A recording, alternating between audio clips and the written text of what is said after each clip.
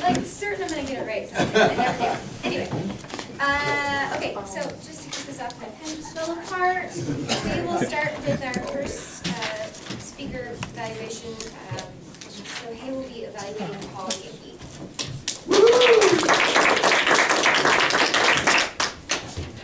Good morning, fellow Toastmasters. Good morning. Good morning. Paul, I love the speech. You are a supernova. Hopefully you don't disappear into the black hole. When you talk about great speech, there are three elements. Opening with the facts.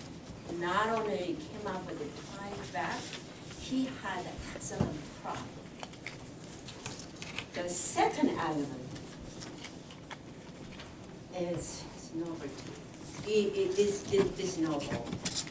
He doesn't tell us what to do.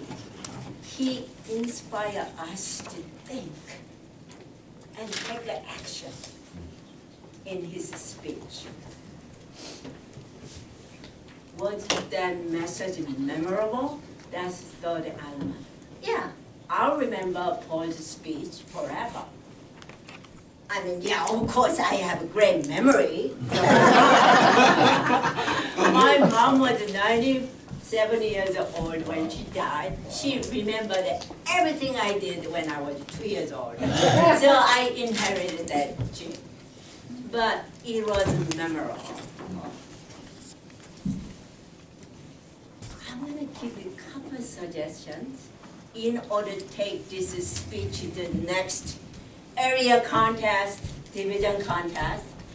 You asked me to take a look at, you said, I tended to do and I didn't hear none of them. So excellent.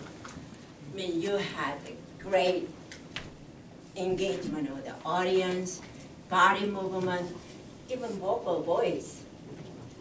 When you got into that meeting room, you said, what do they mean? You know, lowering that my sales quota for this year, or this month, or this week.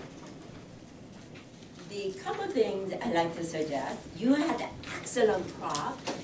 Instead of putting it here, I wish you would have a small table or chair, so clearly visual to all audience, and you don't have to watch out stepping backward. That's really minor one.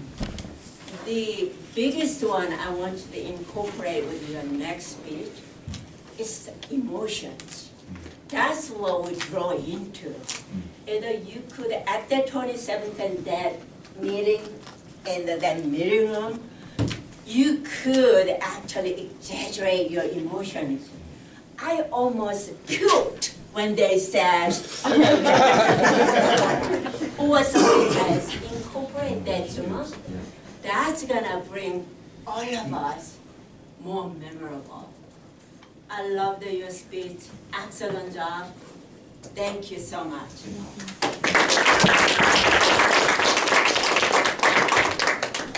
Thank you, Hay.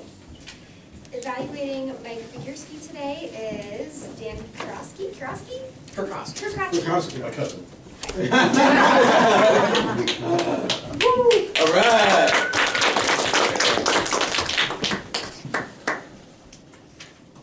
For those of you who aren't familiar with the International Speaking Contest, the people who win that contest, and they win at the club level, the area level, the division level, the district level, and they move on to the international speech level, those people explode into a supernova presence because they do really well at one thing amongst many others, and that is starting off your speech with a hook. For those of you who don't know what a hook is, that's something that pulls the audience in right away to listen to what that person is going to talk about. And Mike did just that today. Stood up here and said, there I was. And what's going on? He's going to tell us this humorous story or what? And he was going on to explain exactly what this particular project was about. And it was actually kind of a pun in itself because it was a there I was. Well, that's what all jokes start with, right? And that is the kind of hook that I like to see in speeches, and it brings us back into the rest of the speech. I also want to applaud Mike for another thing. I learned the use of the word malapropisms. I had to write that down. That's a good one. And of course, there's lots of humor interspersed throughout the speech. And it wasn't like a long, as you mentioned, it wasn't a long, drawn-out speech or a joke. It was a lot of small things interspersed. And that's the definition of a joke. It's just something very small. You throw it in there, and we all get a good chuckle out of it. Now, a couple of things that I think Mike could work on. There were, use the screen. Great use of the screen, by the way. I love the pictures, the kick and chicken, and the other visual aids that help us describe things that you couldn't verbally explain to us. But there were times also when there were a lot of words on the screen. And I want to caution people who like to use PowerPoints or the screen for whatever reason. When you have a lot of words on, that distracts not only yourself from you want to read the screen, but also the audience wants to read the screen and less attention on the speaker. Another thing I noticed, Mike, too, is that especially at the beginning of the speech, many of us get a little nervous, and I noticed there's a little foot pattern going on. and that's, of course, sometimes it's nerves, sometimes it's just you're not quite sure how to deal with your body. But that's something I'd like you to work on in the future. But I want to re-emphasize the importance of that hook, because when you closed that speech out, you brought it right back to that hook and circled all the way back to the end. I love that. And you stayed on time, which is exactly what I'm going to do with my evaluation.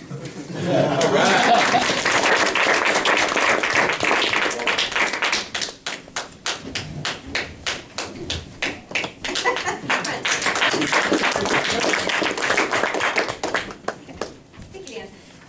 And finally, evaluating Jonathan Woolridge, we have Greg.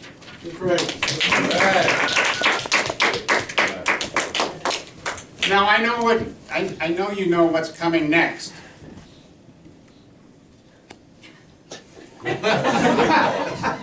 How many of you gave up on your New Year's resolution? Also, how many of you thought that Jonathan went supernova on this speech? Yeah. Yeah. All right. Let's try that again. How many thought supernova? Yay! There were so many things that you did well in this speech. You had a good intro. We knew what you were going to do from the intro that Tom read, and it was based on last week's speech. You had good stage presence. You were comfortable. You had good eye contact, good clarity, good voice. Your message was real good. How many of you heard the word small steps? Raise your hand. How many heard small changes? It was throughout the speech. Yeah.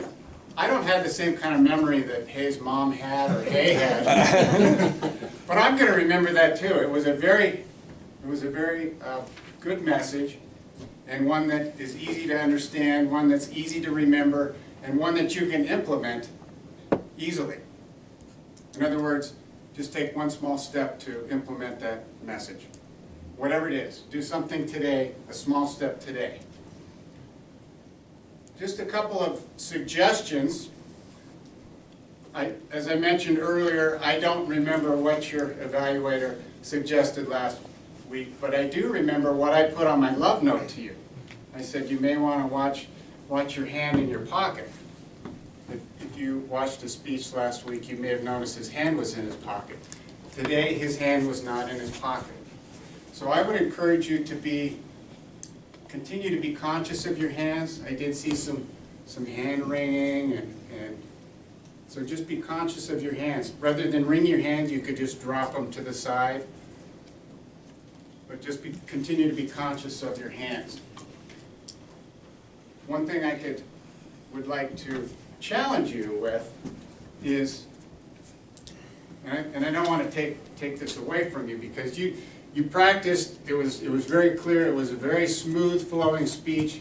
You do tend to talk quickly, which is good. It was easy to understand, and it would make pauses even more powerful at certain points. And you did pause, but you could add just a longer pause for your point to sink in and the audience to catch up with that specific point. I loved your speech. You're a great speaker, very comfortable on stage. Thank you.